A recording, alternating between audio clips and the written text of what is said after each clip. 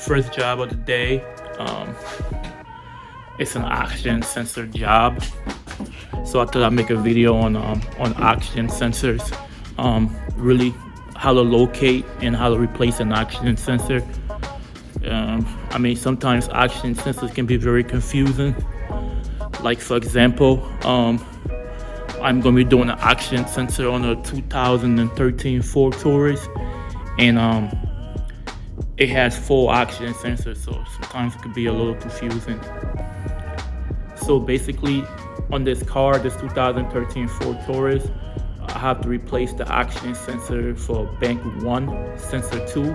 So basically, I'm just going to explain to you how to find where bank 1 is and how to find where sensor 2 is. And so this is the engine right here. It's a 6-cylinder engine. So basically, it has 2 banks. It has bank 1 and bank 2, and it has 2 catalyst converter. So it has 4 oxygen sensor, because you have to think about it. Every catalyst converter has to have a before and an after oxygen sensor. 95% of the time, all V6s are going to have 2 banks, a bank 1 and a bank 2. There is some selective engine where it only has 1 bank. It has 1 bank for a 6-cylinder. The best and easy way to determine where bank 1 is located is to get the firing order. You have to know the firing order of the car. The firing order is the order in which each cylinder is fired. The best way to know the firing order is just to go on Google 2000 and whatever your car is, and Google firing order, and it would give you the firing order. So once you go online and you locate the firing order of your engine, and if you just write it down, like basically this firing order, this is the front of the engine, this is the front of the engine right here, and the firing order is 135 is in the back, and 246 it's in the front. So basically, bank 1 is located in the back. Bank 1 is always where number 1 cylinder is, and then bank 2 is the opposite.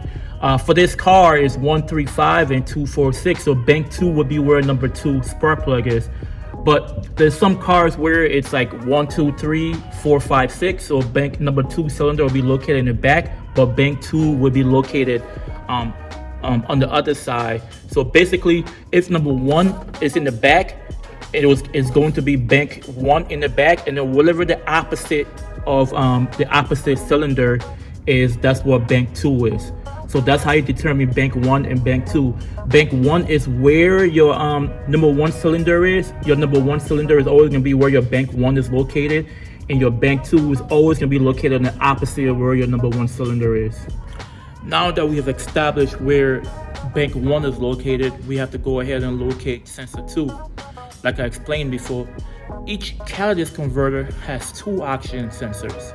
It has a before oxygen sensor and it has an after oxygen sensor, meaning that bank 1 oxygen sensor, it's always going to be the top oxygen sensor, and bank 2 oxygen sensor is always going to be the oxygen sensor that's after the catalyst converter. So if we look up there at the top of bank 1, that is the top oxygen sensor, and right below it is the catalyst converter. So that would be your bank 1 sensor 1. Now, if we go around and look here, if you look, that is your bottom oxygen sensor, which is located after your catalyst converter. So that oxygen sensor, my friend, is bank 2. So remember, bank 2, that's sensor 2. Remember, sensor 2 is going to be the oxygen sensor after the catalyst converter, the bottom oxygen sensor, every single time. That's where bank 2 is going to be located. These are all the tools that you're going to possibly need to do the job. This is my favorite tool for oxygen sensor, is a 22mm wrench. And this tool right here, it's an oxygen sensor tool. In case you can't get a wrench in, it's in a bad position, this tool will kind of help in some difficult situations. If you don't have a 22 millimeter wrench, you can also use a 7/8 wrench. A 7/8 wrench will do 7/8 wrench will do the same thing. This is another oxygen sensor tool. Is another tool for different application. It might be easier to use this tool versus this other tool. So it's just good to have multiple oxygen sensor tools. Sometimes the oxygen sensor has been in a car since 2013 and it's really hard taking it off. I don't know if I'm going to need a torch for this application, but it's always good to have a torch because you never know. It might be an oxygen sensor that's been in your car since the beginning, since your car was manufactured. So it's always good to have one on hand. So let's go ahead and try to get the oxygen sensor out. All right, for this oxygen sensor, I'm going to be using my 22 millimeter wrench for this job. It's pretty easy. So let's go ahead and try to take it off. All right, like I said before, the oxygen sensor is in there pretty tough. It's been there forever, probably since 2013. And if you feel like it's really hard getting the oxygen sensor out, do not force it getting it out. You can force it and you can script the oxygen sensor and it's gonna make your life a living hell. So best thing to do is get the little torch and heat it up for about 10 minutes and then try to get it off. So that's what we're gonna do. We're gonna use the torch and heat it up for about 10 minutes or so. Just heat the base of where the oxygen sensor threading. So just heat about right there where I'm heating up. Heat it up for about 10 minutes or so until it gets really nice and hot, and then try taking it out.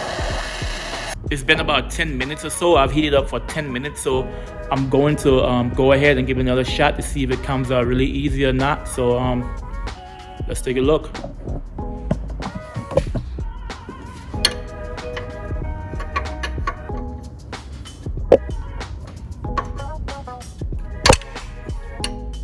All right.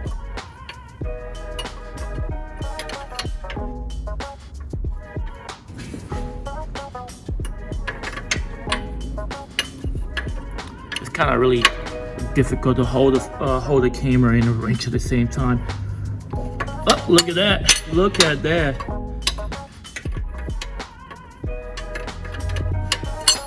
Remember, it's hot. It's very hot. So don't touch it with your bare hands.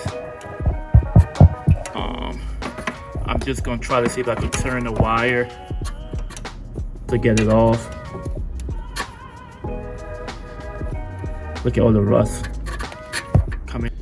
This is the old oxygen sensor. This is the old oxygen sensor. Remember, it's probably a little hot, so don't go touching it because you'll burn your hand. This is the new oxygen sensor. It's got never sees on it. I kind of put too much never sees. Now I got never sees every damn where. Those of you who know what never sees it just goes everywhere when you touch never sees. So always put never sees on it. So what I would do is help you get this oxygen sensor out a lot easier later on in life. And so let's go ahead and install the oxygen sensor. All right, I've already putting it on. I've already tightened it up. Remember, you don't have to tighten these oxygen sensors really tight. They don't have to be superhuman strong. Just put a little good snug on it and leave it alone. That's all it needs. Once you know how to locate where the different banks is, bank 1 and bank 2, and how to locate oxygen sensor 1 and oxygen sensor 2, it's pretty much a straightforward job. Just have the right tools to do the job. You might need a different tool to get to where the oxygen sensor is located. It might be located in a really hard spot, so you might have to use a different oxygen sensor tool. Make sure you have a torch. Sometimes the oxygen sensor has been in there since the car was manufactured, so it's really tough, like you've seen on this video. That's it. That's pretty much it.